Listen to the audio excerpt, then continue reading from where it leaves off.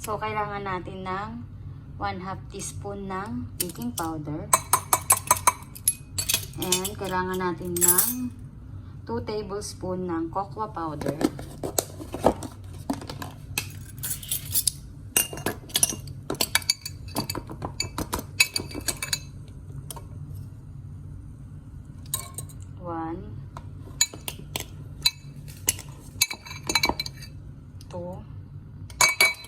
Ayan, 2 tablespoon ng cocoa powder. Then, stevia sweetener. Maglagay tayo ng stevia sweetener ng 1/2 tablespoon. 1/2 tablespoon ito. Cider vinegar. Yan. Then, kailangan natin ng 3 eggs. Ayan guys, nalagay ko na yung 3 eggs. Yan, mix lang natin.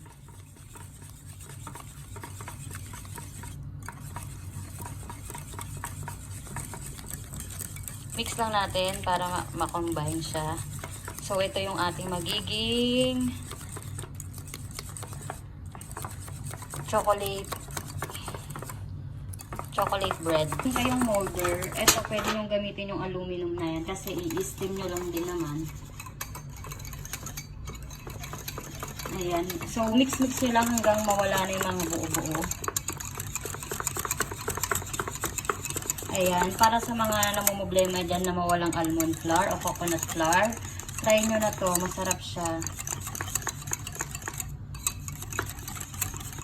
Nagawa ko na to dati before. Inulit ko lang kasi bet ko lang na ano.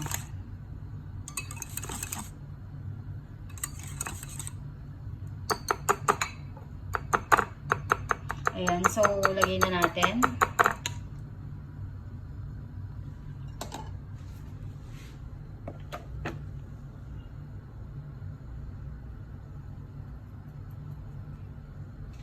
Ayan. Steam nyo lang guys. Ayan na mga sis. O, tumusbong na ang ating chocolate bread. Ayan. Ito-toothpick test na lang natin siya if luto na later.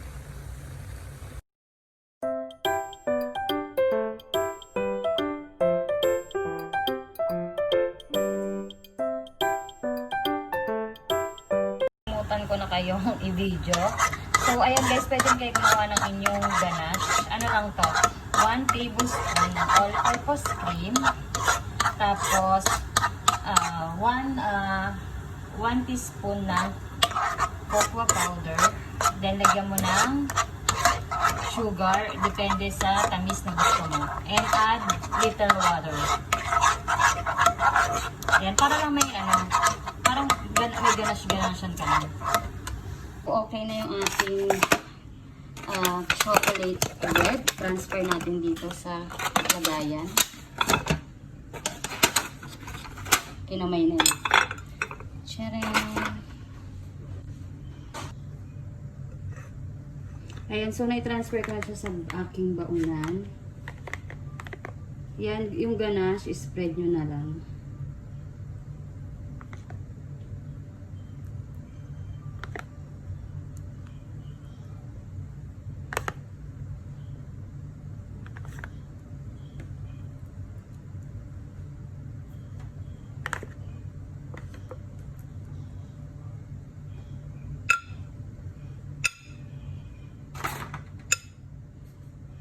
Ayan. Tapos, pwede nyo na siya lagyan ng mani. Pwede siya lagyan ng mani or ng chocolate sa ibabaw. So, ayan na siya. Enjoy!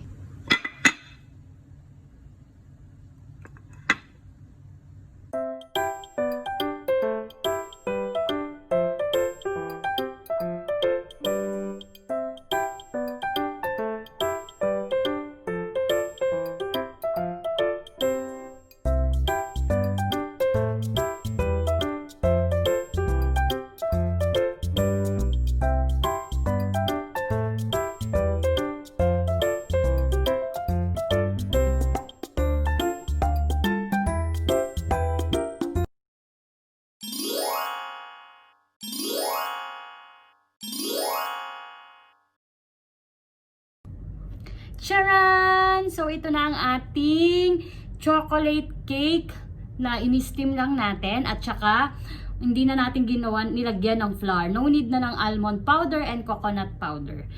Yan. So, tikiman time na guys.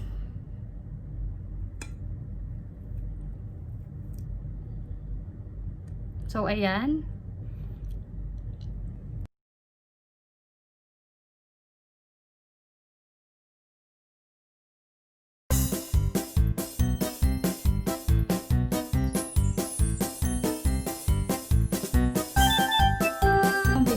Thank you for watching again.